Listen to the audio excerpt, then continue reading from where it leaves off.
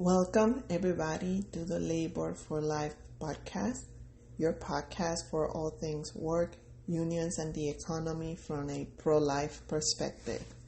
This is your host, Dr. Gauderi Rodriguez Cambry. In our episode today, we are going to be covering some very huge news. First, the One Big Beautiful Bill. Second, my press release regarding the uncovering of unaccompanied minors in a cannabis farm in California. Then we're going to address the Epstein files and the controversy around it. And finally, we're going to end with Alligator Alcatraz. So let's get started. The One Big Beautiful Bill was signed into law by President Trump on July 4, 2025. This is a bill that prioritizes President Trump's agenda on America First.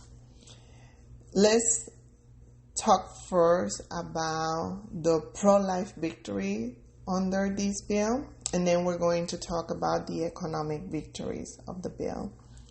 Under the pro-life victory, the most striking feature of this bill is the defunding of Planned Parenthood for 1 year.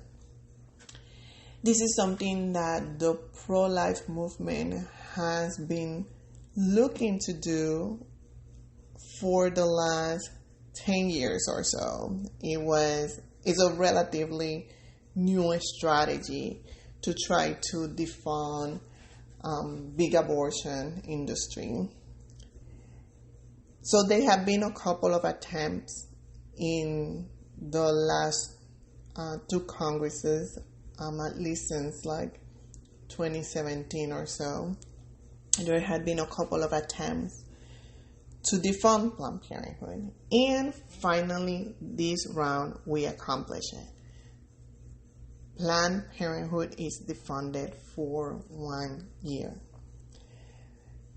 This law was signed on July 4, and it has only been a couple of weeks, and already there has been a number of abortion locations announced to be closed around the country by Planned Parenthood. So it looks like it has been an immediate effect on the abortion giant. Therefore, as pro-lifers, we think that this is massive, that we have accomplished this defunding. President Trump has supported this. Speaker Mike Johnson very bravely fought for it as well. And now it's a reality. There's been already some challenges in court on regards to its application, but Congress is the one that determines how money should be or should not be allocated. So we expect to win that fight. Furthermore, it's important to remember that it has always been the intention, at least since the Hyde Amendment, that no taxpayer money goes to abortion. However, because of certain loopholes through Medicaid and so forth, they have been able to get millions and millions of dollars in funding. So the bill cut that. The law cuts that now. And we can celebrate that many lives have already been saved because the One Big Beautiful Bill has been enacted into law.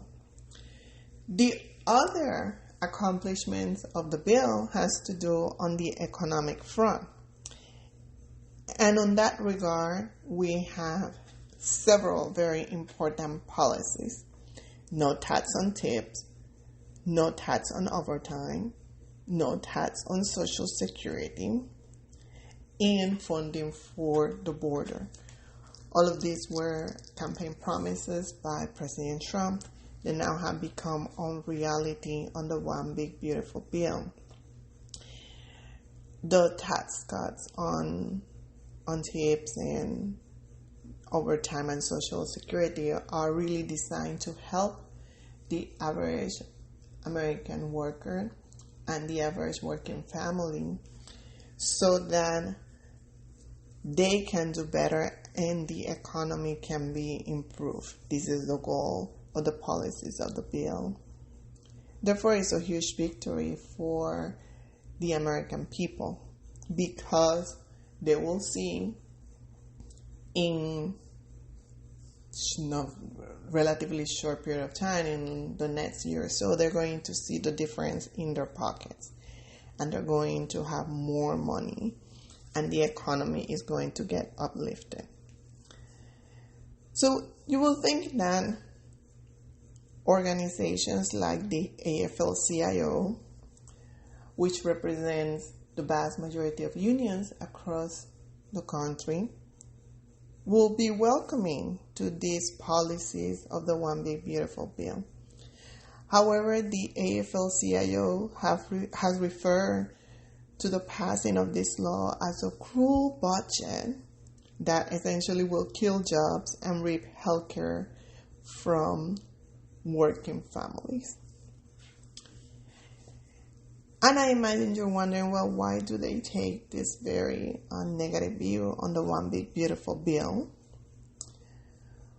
Well, it is certainly shocking that they're not talking about the no tax on tips because the unions represent a vast majority, a large numbers of workers who are in the hospitality industry. The SEIU does, Unite Here, and others.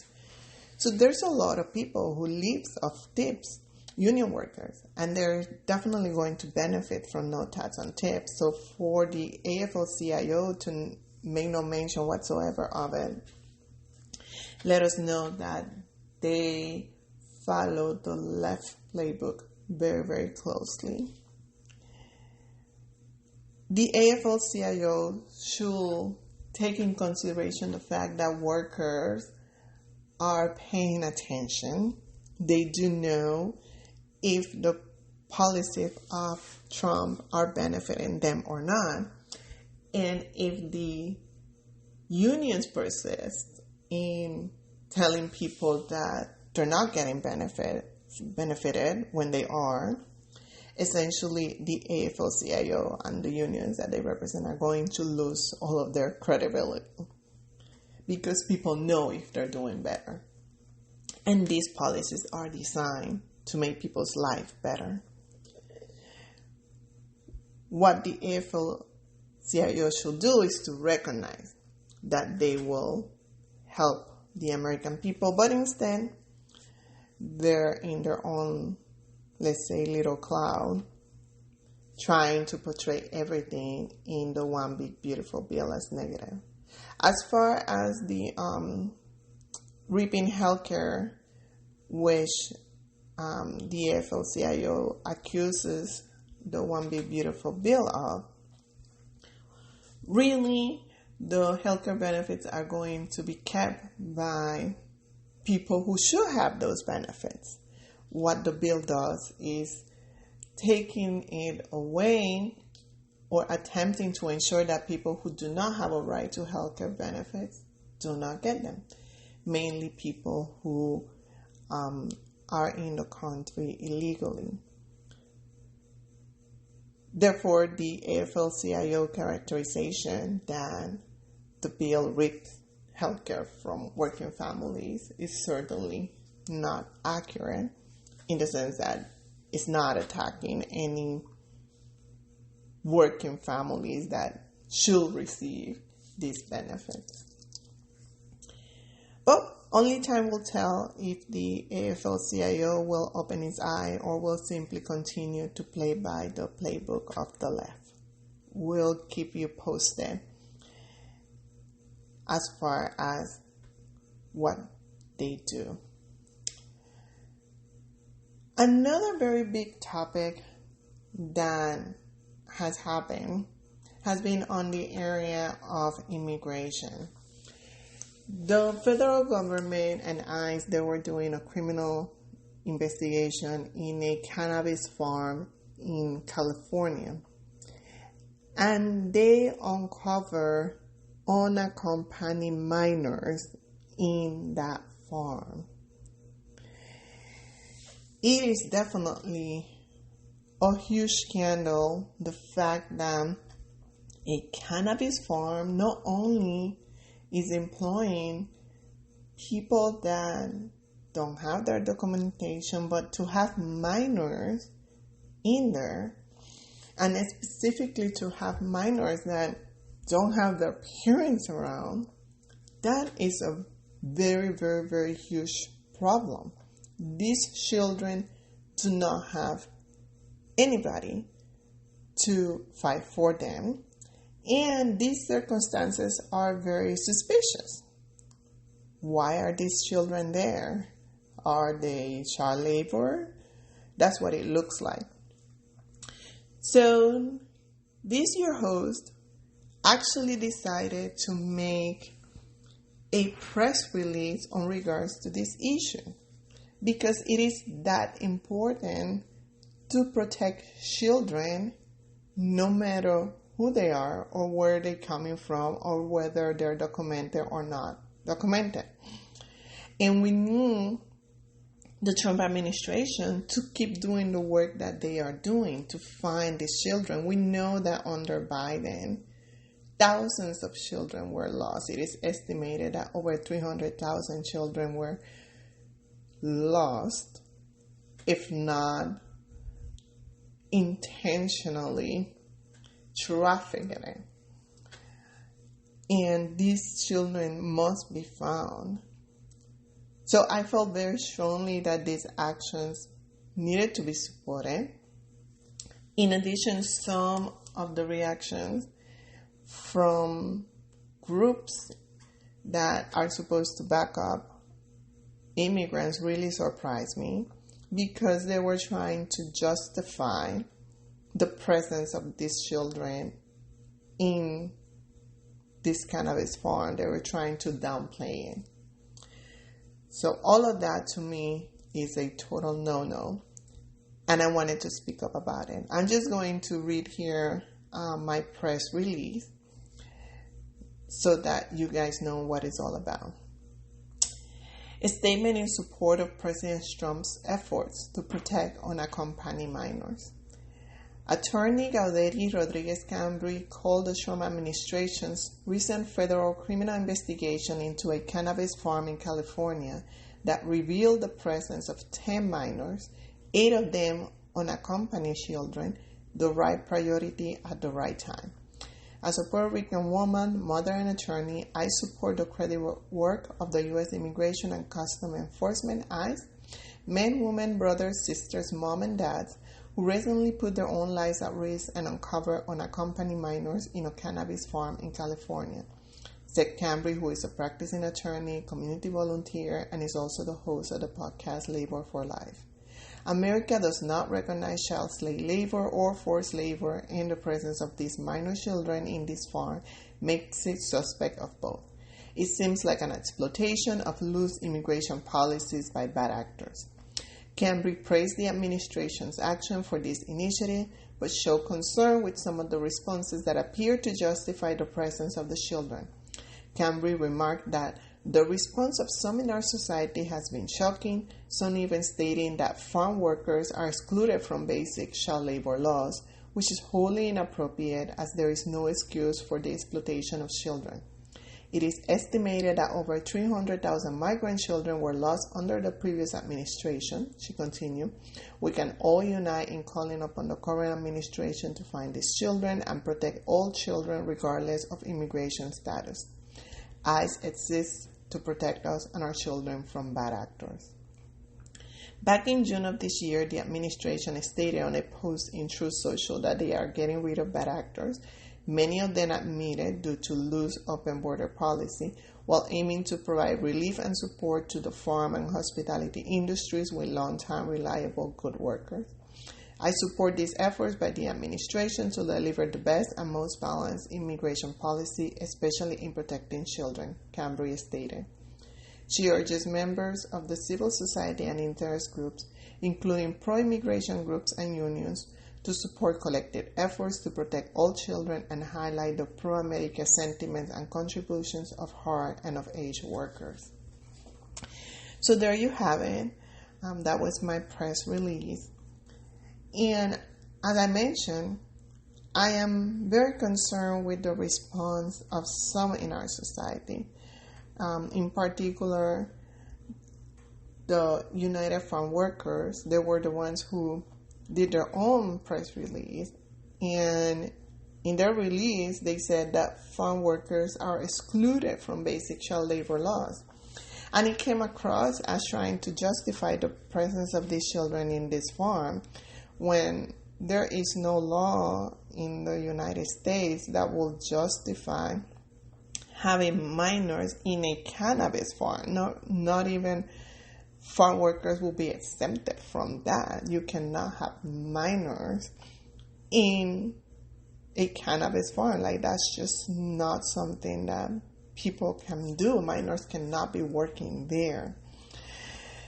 So this is very concerning, and again, it's an attempt by unions, which are not really political groups, and they're not supposed to be political groups. They're supposed to serve the interests of their members. Some of these unions, they follow the left playbook as opposed to the interests of their own workers. And so this justification is not justifiable. These children shouldn't have been in this farm. We'll wait to see what the investigation reveals, but I wouldn't be surprised if this is some sort of violation of child labor laws, because that's what it looks like, a violation of our laws. And we hope that the Trump administration continues to do these efforts, continue to look into what businesses are doing and whether there are children in this condition elsewhere, because we know that over 300,000 children were lost under the Biden-Harris administration. And we need to do everything that we can to find those children. So we urge the Trump administration to continue doing the work that they do, ICE to continue to do the work that they're doing, and that they find every child in these circumstances, because children cannot protect themselves. As I mentioned at the beginning, we're also going to now be covering the whole debacle around the Epstein files. And this situation happened because, as we know, Jeffrey Epstein is a known human trafficker. He trafficked women, young women, so essentially children. And we know that he died in prison in circumstances that, while they've been regarded as it was a suicide, that doesn't quite explain why he was able to kill himself in a prison that is extremely secure. So that's definitely a question out there.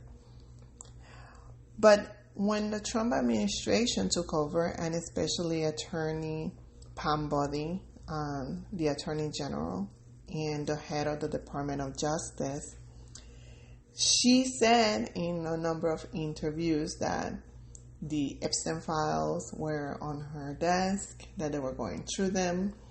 They also gave a press conference where they gave folders to the people present on the Epstein file, part 1, implying that there will be more parts to it. So certainly there was an expectation that there would be some huge investigation around Jeffrey Epstein. because we know that there were many people connected to him, and those people should be brought to justice. Well, a couple months later, the Attorney General Pam Bondi and President Trump, they actually tried to downplay the Jeffrey Epstein files. President Trump even said that we should move on from this story. It's a hoax, like a false thing that is happening, and that it was essentially created by the Democrats. And many people in the Make America Great Again movement were wondering, well, where is this coming from? Because we know that President Trump will play a very important role in bringing Jeffrey Epstein down. President Trump cooperated with the victim's lawyer and gave the information about Epstein. So it seems very strange to many of us that he will say that essentially there's nothing to look over here. But then it came up why he was saying that, because he described it as false flags by the Democrats, and it looks like there are now. We can see those false flags now. For example, the Wall Street Journal, they published an article saying that President Trump, back in the early 2000s, sent a birthday card to Jeffrey Epstein. And there are now some similar stories, like trying to say that President Trump dedicated books to Jeffrey Epstein, things like that. So they all seem very suspicious on the, let's call it the birthday card. It has not been published. The alleged letter, the president was not given this letter for him to evaluate, because from the very beginning he told the Wall Street Journal that he did not write this letter. So they haven't produced it to this day. So we can see now why President Trump is saying that essentially is a story with false flag, because there are elements in the left that are trying to, what it looks like, make things up just to try to do something wrong against President Trump or bring President Trump down. But betting against President Trump is essentially almost like the worst thing that any person can do. And after a lot of back and forth, because many people on the right, many people from the MAGA base really didn't want to let this story go, because we know that Jeffrey Epstein was a really bad person and that people need to be held accountable. So President Trump made, let's say, another 180, and now there is actually several things that are happening. He directed Pam Bondi to try and get the court to release the grand jury transcripts. Attorney General Pam Bondi submitted that request. As of right now, the judge denied that request, but perhaps they will continue to try and get it. Maybe they will appeal that decision. We'll see. Also, President Trump has been talking in press conferences about this issue, about Epstein, and has been reminding the media and anybody else who wants to listen that there are people like President Clinton who visited Epstein Island 28 times. And not only that, but President Clinton received Epstein in the White House 17 times. Why we do not have more attention on that? President Trump also brought attention to the ex-president of Harvard, who has also been associated with Jeffrey Epstein. Therefore, we can see now that the narrative around Epstein is really shifting, and that, as we knew, these names of very powerful men are coming up, and hopefully it will lead to further uncovering and investigation of what happened.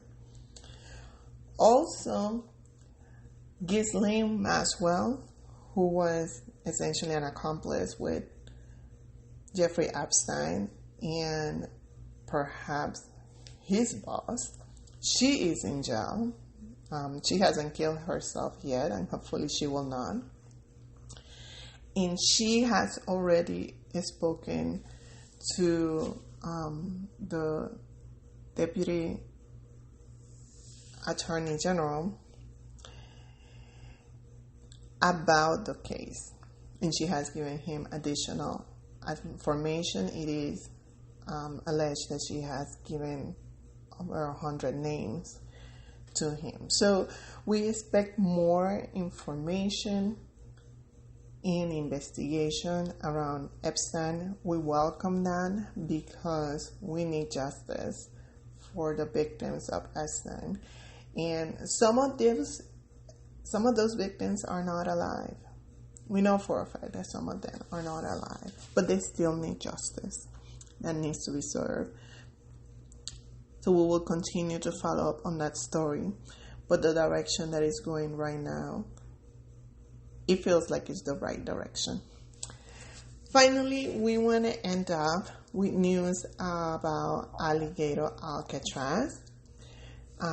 This is an immigration detention facility that opened here in Florida the first week of July.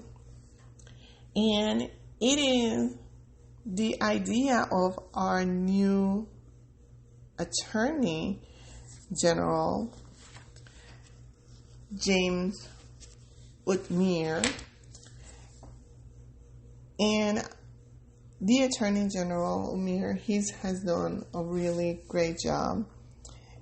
In the very few months that he has been in office, he came in substituting Ashley Mooney, and he's only been our Attorney General for around 4 months, and he's been doing a great job. And one of the great things that he has done in this little amount of time has been to the opening of Alligator Alcatraz. The purpose of Alligator Alcatraz is essentially to be a one-stop facility where people who need to be deported arrives, get processed, and get deported in a way that is efficient and takes relatively little time. This was a very huge deal. Alligator Alcatraz made news across the country. Its opening brought President Trump to the opening, Governor Ron DeSantis, Attorney General James Utmir was also there. It's a facility that has a reported 39 square mile parcel, and it was built in relatively little time. So now it's up and running, and it's a model for other states to follow. In fact, Texas has already announced that they're working on opening their own version of Alligator Alcatraz. So we will keep you posted on and everything around this news, and I look forward to talking to you next time. Therefore, I will see you next time, and until That's it.